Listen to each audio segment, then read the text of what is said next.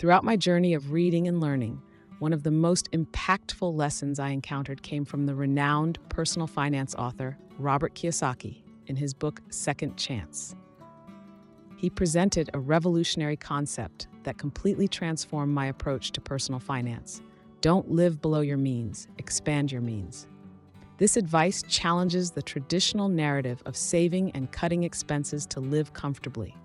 Instead, it invites us to look at the other side of the equation, the quest for ways to increase our income. When I started applying this philosophy, I realized that limiting my expenses and cutting costs was an approach that, while useful, had a ceiling.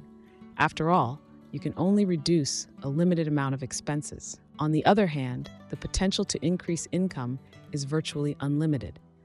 Instead of giving up the pleasures that enrich life, like dining at a favorite restaurant, why not find ways to earn more money so that these expenses become irrelevant? This shift in mindset not only brought me more financial freedom, but also increased my motivation and energy to work harder and better. Cutting costs can be a sign of lack of passion, while finding ways to increase income is an exciting and rewarding challenge. Reflecting on this change, I began to see how my energy and time could be better invested.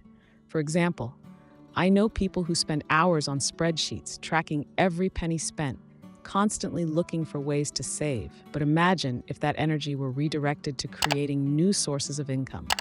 Instead of spending time and effort to save, why not use that same energy to earn more money? A book that taught me a lot, though not directly related to finance, and profoundly changed my way of thinking, is How to Stop Worrying and Start Living by Dale Carnegie. In this book, Carnegie teaches a simple yet extremely effective technique for dealing with anxiety and fear. Always ask yourself, what is the worst that can happen? Before making any major financial decision, I always ask myself this question. Investing in a new business can be scary, especially when you think about potential failures. But by asking myself, what is the worst that can happen? I can face my fears more rationally. Carnegie argues that our worries often exaggerate the negative consequences. Most of the time, the worst possible scenario is not as terrible as we imagine. This way of thinking not only reduces anxiety, but also prepares us to handle any outcome more effectively and calmly. By accepting the worst possible scenario, you create a solid foundation from which to start building solutions.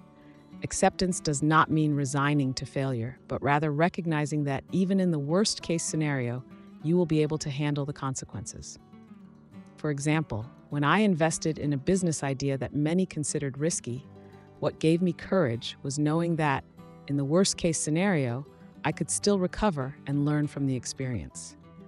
This mindset has not only helped me grow financially, but also develop emotional and mental resilience that has proved invaluable over time. Now imagine you are climbing a mountain, and halfway up, you realize you chose the wrong mountain. The mountain you should be climbing is next door, and to reach it, you would need to descend, rest, and start all over again. Most of us would hesitate to descend, preferring to continue climbing the wrong mountain to avoid wasting all the effort already invested. This behavior is a classic example of the sunk cost fallacy, where we value what we have already spent or invested, ignoring what we will still spend or lose.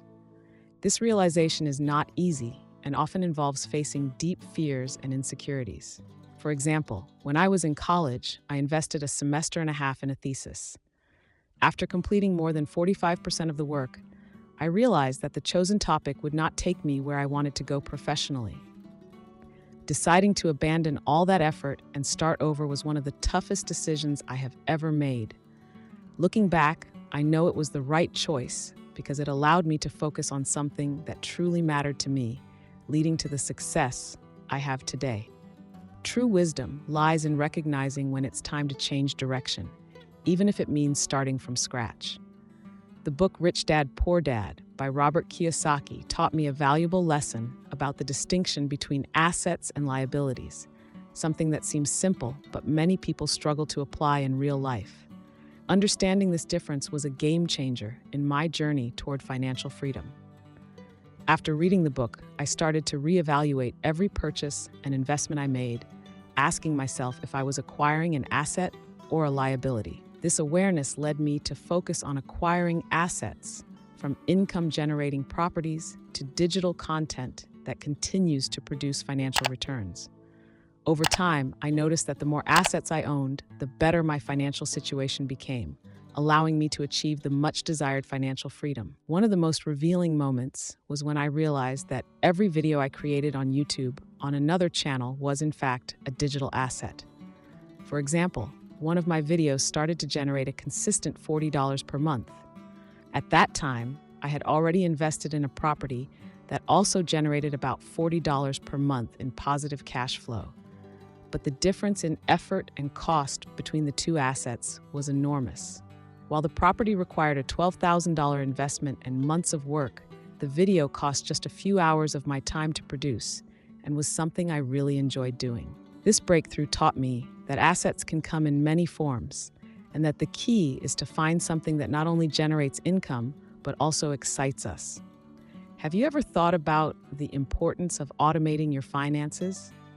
I started doing this after a personal experience with credit cards and payments. A few years ago, I was in a meeting with my bank manager to get a credit card. He explained that as long as I paid the bill on time, there would be no interest. He suggested I set a reminder in my calendar to make the payment manually, which seemed like the most economical option. However, despite the reminders, I ended up forgetting to pay twice and had to bear high interest rates. It was an expensive but valuable lesson.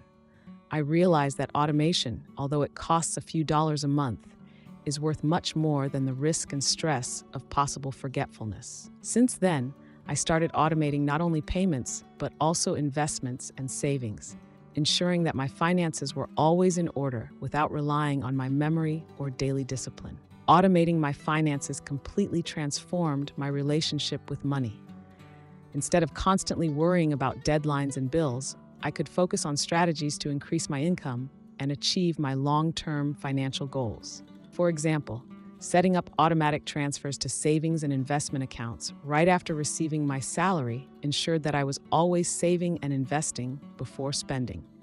This not only increased my savings, but also gave me the peace of mind to focus on larger and more ambitious projects. Like anyone else, at the beginning of my journey to achieving financial freedom, I, like many others, had the burning desire to make more money and be my own boss. However, along the way, I learned a crucial lesson that many underestimate. Everything has a price, and this includes making more money. It is essential to understand and be willing to pay that price to achieve financial success. This understanding helped me balance my expectations and face challenges with more realism and determination. Imagine you have the opportunity to become an MMA fighter in the UFC. The idea seems exciting, but upon reflection, you realize the enormous physical and emotional cost involved. Endless hours of training, strict diets, and often serious injuries. Similarly, making more money and having a successful business also has a significant cost, although not as visible. The cost is not just financial, but also personal, requiring sacrifices in time, effort, and often moments of leisure and family time. Understanding and accepting this cost from the beginning is crucial to maintaining motivation and resilience along the way. Understanding the cost of making more money also means being prepared to face the obstacles and difficulties that inevitably arise. When I started building my business, I often had to work 15-hour days, compromise weekends, and sacrifice quality time with friends and family. This understanding helped me not to give up in the face of initial failures and to see slow progress as part of the process. Recognizing that great achievements require temporary imbalances in other areas of life gave me the courage to keep going and the patience to wait for results. Often, success that seems like luck is actually the result of hard work, persistence, and preparation.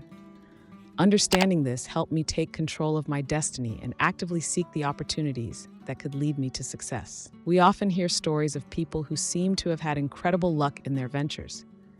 However, what many of these stories don't show are the countless attempts, failures, and hard work that precede those moments of luck. I experienced this several times myself. For example, when I was looking for an investment property, I visited dozens of apartments before finding the ideal property. From the outside, it seemed like I had found a great deal by luck. But the reality is that each visit, each analysis, contributed to that moment. The more actions you take, the more you increase your chances of getting lucky. Luck is often a combination of preparation, persistence, and the willingness to try repeatedly. Creating your own luck also means being willing to fail and learn from those failures. Each attempt, successful or not, is an opportunity for learning and growth. When I launched my YouTube channel, many of my early videos had little engagement. However, instead of giving up, I analyzed what wasn't working, made adjustments, and kept trying. Eventually, these learnings culminated in videos that not only attracted a large audience, but also generated consistent revenue. The key was persistence and the willingness to keep learning. If you've made it this far, congratulations. Now, to help strengthen the channel, I invite you to subscribe and turn on notifications so you don't miss our next video. Thanks for watching, and I'll see you in the next video.